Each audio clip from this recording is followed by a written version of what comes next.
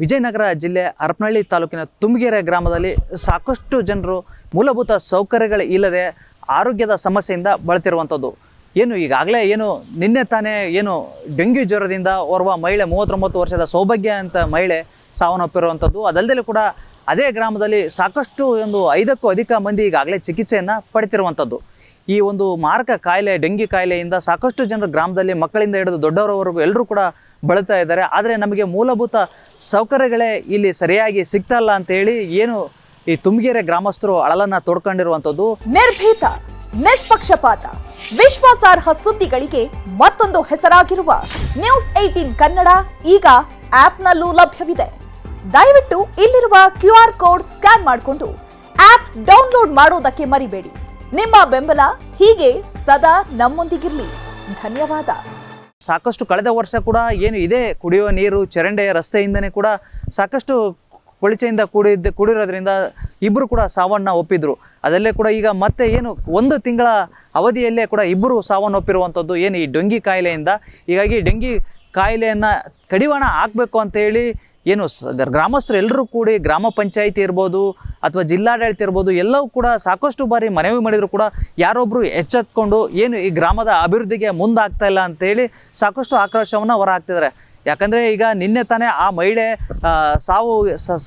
ಸಾವಿಗೀಡಾಗಿದ್ದಾರೆ. ಅದಲ್ಲದೆ ಕೂಡ ಈಗ ಅವರ ಮಗ ಕೂಡ ಅದೇ ಡೆಂಗ್ಯೂ ಜ್ವರದಿಂದ ಬಳಲ್ತಾ ಇದ್ದಾನೆ. ಹೀಗಾಗಿ ಸಾಕಷ್ಟು ಗ್ರಾಮದಲ್ಲಿ ಈ ಬೋವಿ ಕಾಲೋನಿ ಏನಿದೆ, ಈ ಬೋವಿ ಕಾಲೋನಿಯಲ್ಲಿ ಯಥೇಚ್ಛವಾಗಿ ಕಾಡ್ತಾ ಇದೆ ಅಂತೇಳಿ ಅಲ್ಲಿಯ ನಿವಾಸಿಗಳು ಒಂದು ಅಳಲನ್ನು ತೋಡ್ಕೊಂಡಿದ್ದಾರೆ. ಈಗ ಯಾರಾದರೂ ಸಾವನ್ನಪ್ಪಿದಂಥ ಸಂದರ್ಭದಲ್ಲಿ ಅಧಿಕಾರಿಗಳು ಬರ್ತಾರೆ, ಶಾಸಕರುಗಳು ಬರ್ತಾರೆ, ಬಂದು ಅವರು ಒಂದು ಆಶ್ವಾಸನೆಯನ್ನು ಕೊಟ್ಟು ಹೋಗ್ತಾರೆ.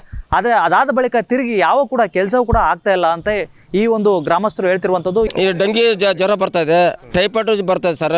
ಈಗ ನೋಡ ಇಲ್ಲಿ ಕುಂತು ಬಿಟ್ರೆ ಈಗ ಭಾಗ್ಯಮ್ಮನ ತಾಯಿ ಸರ್, ಆಮೇಲೆ ಇನ್ನೊಬ್ಬರು ಇವ್ರ ತಂದೆ ಒಬ್ಬರು ಈರಪ್ಪನೂ ತಿರ್ಕೊಂಡಾರ ಸರ್, ಸುರೇಶ್ ಏನಾರು ಹೆಂಗೆ. ಈಗ ನಮ್ಮ ಮನೆ ಈಗ 4-5 ಜನಕ್ಕೆ ಸರ್ ಇಲ್ಲಿ. ಹಂಗಾಗಿ ಪ್ರಾಬ್ಲಮ್ ಈ ಕಚಡ ದಿನ ಹಂಗಾಗಿರೋ ಸರ್. ಅದು ಎಲ್ಲ ನೀರು ಬರುತ್ತೆ ಸರ್ ಇಲ್ಲಿ ಚಪಾಟಿಗೆ. ಅಂದ್ರೆ ಯಾರು ರೆಸ್ಪೆಕ್ಟ್ ಅಂತಾರೆ ಸರ್ ಇಲ್ಲಿ? ಸುಮ್ಮನೆ ಹೇಳ್ತಾರೆ ಹೋಗ್ತಾರೆ. ಈಗ ನೀವು ಈಗ ನ್ಯಾಯನೇ ಕೊಡಂಗಿಲ್ಲ ಇಲ್ಲಿ, ಸುಮ್ಮನೆ ಹೇಳ್ತಾರೆ ಹೋಗ್ತಾರೆ. ಸರ್ಕಾರದಲ್ಲಿ ಅಮೌಂಟ್ ಇಲ್ಲ. ನಾವು ಕೇಳಿದ್ರೆ ನೀವು ಯಾಕೆ ಬರ್ತೀರಿ ಅಂತಾರೆ. ಅಮೌಂಟ್ ಇಲ್ಲ ಅಂದರೆ ನಾವು ಏನು ಮಾಡೋಣ ಸರ್? ಅಮೌಂಟ್ ಇಲ್ಲ ಅಂದರೆ ನಾವು ಇಲ್ಲ ಆಗಲ್ಲ ಅವ್ರ ಕೈಲಿ ಅಂದ್ರೆ ನಾವು ಕೈಲಿದ್ದ ಮಾಡ್ಕೊಂಬಿಡ್ತೇವೆ. 1 ವರ್ಷ ಆಯ್ತು ಸರ್ ಈ ಥರ ರೋಡ್ ಆಗಿ ಎಲ್ಲ ಡೆಂಗು ಮಲೇರಿಯಾ ಈ ಥರ ಎಲ್ಲ ಕಾಯಿಲೆಗಳು ಬಂದಿದೆ. ನಾವು ಒಂದ್ಸರಿ ಮುಚ್ತೀವಿ, ಒಂದ್ಸರಿ ಮುಚ್ಚೋದಿಲ್ಲ. ಅಡುಗೆ ಎಲ್ಲ ಮಾಡಿದ್ದು ನಮ್ಮ ಹೆಸ್ರಕ್ಕೆ ನಾವು ಹೋಗ್ತಿರ್ತೀವಿ. ಆಮೇಲೆ 1 ವರ್ಷ ಆಯಿತು, ಅವಾಗ 5-6 ಜನ ಸತ್ತಿದ್ದಾರೆ. ಅವ್ರು ಸತ್ತಾಗಿಂದ ಅವಾಗ ಹೇಳಿದ್ರು ಮಾಡ್ತೀವಿ ಅಂತಂದು ರೋಡು. ಅವಾಗ ಹೇಳೋದ್ರ ತಿರುಗಿ ಬಂದೇ ಇಲ್ಲ, ಮಾಡೇ ಇಲ್ಲ. ಇದು ಈ ಥರನೇ ಇದೆ. ಈಗ ಆಯಮ್ಮ ಪಾಪ ಈಗ 3 ಮಕ್ಕಳಿದ್ದಾರೆ, ಮತ್ತೆ ಡೆಂಗು ಮಲೇರಿಯಾ ಬಂದಿದೆ. ಇವಾಗ ಆಯಮ್ಮ ತೀರ್ಕೊಂಡಿದೆ. 3 ದಿನದಲ್ಲಿ ಈ ಥರ ಆಗಿದೆ. ನಾವು ಏನು ಮಾಡ್ಬೇಕಂತ ಗೊತ್ತಾಗ್ತಾ ಇಲ್ಲ. ಸುಮ್ಮನೆ ಹೇಳ್ತಾರೆ ಈಗ ವರ್ಷ ಅಂತ ಹೇಳಿ ಇದುವರೆಗೆ ಆದರೂ ಬಂದಿಲ್ಲ, ಇದನ್ನ ಏನಂತ ನೋಡಿಲ್ಲ. ಇವಾಗ ಅದೇ ಮನೆಯಲ್ಲೇ 1 ತಿಂಗಳಿಗೆ 2 ಸತ್ತಿದ್ದಾರೆ. ಈಗ ಆಲ್ರೆಡಿ ಈಗ 3 ಜಡ್ಡಿಲಿ ಬಿದ್ದಿದ್ದಾರೆ. ಈಗ ಇನ್ನೊಬ್ರು ಪೇಷಂಟ್ ಇದ್ದಾರೆ ಅವ್ರ ಮನೆಯಲ್ಲಿ.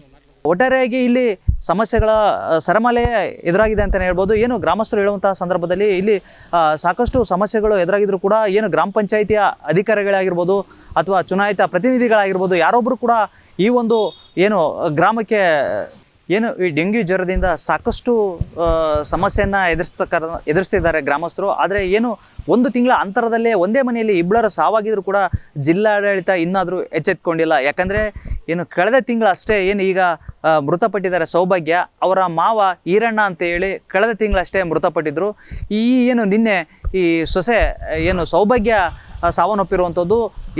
ಈಗ ಮನೆಯಲ್ಲಿ ಮಂದಿಗೆಲ್ಲ ಕೂಡ ಈ ಡೆಂಗ್ಯೂ ಜ್ವರ ಕಾಡ್ತಾ ಇದೆ. ಹೀಗಾಗಿ ಸಾಕಷ್ಟು ಅವರು ಕೂಡ ಮನವಿ ಮಾಡಿದ್ರು ಕೂಡ ಯಾರೊಬ್ಬರು ಕೂಡ ಕ್ರಮ ಕೈಗೊಳ್ತಾ ಇಲ್ಲ. ಹಾಗಾಗಿ ಜಿಲ್ಲಾಡಳಿತ ಇನ್ನಾದರೂ ಮುಂದೆ ಬಂದು ಗ್ರಾಮದಲ್ಲಿ ಇರ್ತಕ್ಕಂಥ ಮೂಲಭೂತ ಸೌಕರ್ಯಗಳ ಚರಂಡಿ ಇರ್ಬೋದು, ರಸ್ತೆ ಇರ್ಬೋದು, ಈ ಥರ ಶುಚಿತ್ವದ ಒಂದು ವ್ಯವಸ್ಥೆಯನ್ನು ಕಾಪಾಡಿದ ನಿಟ್ಟಿನಲ್ಲಿ ಮುಂದಾದರೆ ಗ್ರಾಮಸ್ಥರು ಕೂಡ ಆರೋಗ್ಯವಾಗಿ ಬದುಕ್ಬೋದು. ಗ್ರಾಮ ಪಂಚಾಯಿತಿ ಅಧಿಕಾರಿಗಳಿರ್ಬೋದು, ಅದಲ್ಲದೆ ಕೂಡ ಜನಪ್ರತಿನಿಧಿಗಳು ಇರ್ಬೋದು, ಎಲ್ಲರೂ ಕೂಡ ಬಂದು ಭೇಟಿ ಮಾಡೋಂಥ ಹೋದಂಥ ಸಂದರ್ಭದಲ್ಲಿ ಯಾವುದೇ ಕೂಡ ಅಭಿವೃದ್ಧಿಗೆ ಹಣ ಇಲ್ಲ ಅಂತ ಹೇಳ್ತಾರೆ. ಯಾಕಂದರೆ ಸಾಕಷ್ಟು ಜನರು ಕೂಡ ಗ್ರಾಮಸ್ಥರು ಇರ್ಬೋದು ಎಲ್ಲರೂ ಕೂಡ ಕೇಳಿದಂಥ ಸಂದರ್ಭದಲ್ಲಿ ನಮಗೆ ಸರ್ಕಾರದಿಂದ ಯಾವುದೇ ಹಣ ಬಂದಿಲ್ಲ, ಹಾಗಾಗಿ ನಾವು ಅಭಿವೃದ್ಧಿ ಮಾಡಲಿಕ್ಕೆ ಆಗೋದಿಲ್ಲ ಅನ್ನುವಂಥ ಸಮಸ್ಯೆಯನ್ನು ಹೇಳ್ತಿರುವಂಥದ್ದು. ಹೀಗಾಗಿ ಸಾಕಷ್ಟು ಕಾಯಿಲೆಯಿಂದ ಮಕ್ಕಳಿಂದ ಹಿಡಿದು ದೊಡ್ಡವರವರೆಗೂ ಸಾಕಷ್ಟು ಕಾಯಿಲೆಯಿಂದ ಬಳಲ್ತಿರುವಂಥದ್ದು.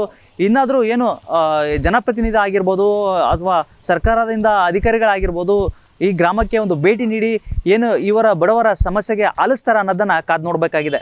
ಸಂಜಯ್, ನ್ಯೂಸ್ 18, ವಿಜಯನಗರ. ನಿರ್ಭೀತ, ನಿಷ್ಪಕ್ಷಪಾತ, ವಿಶ್ವಾಸಾರ್ಹ ಸುದ್ದಿಗಳಿಗೆ ಮತ್ತೊಂದು ಹೆಸರಾಗಿರುವ ನ್ಯೂಸ್ 18 ಕನ್ನಡ ಈಗ ಆಪ್ನಲ್ಲೂ ಲಭ್ಯವಿದೆ. ದಯವಿಟ್ಟು ಇಲ್ಲಿರುವ QR ಕೋಡ್ ಸ್ಕ್ಯಾನ್ ಮಾಡಿಕೊಂಡು ಆಪ್ ಡೌನ್ಲೋಡ್ ಮಾಡೋದಕ್ಕೆ ಮರಿಬೇಡಿ.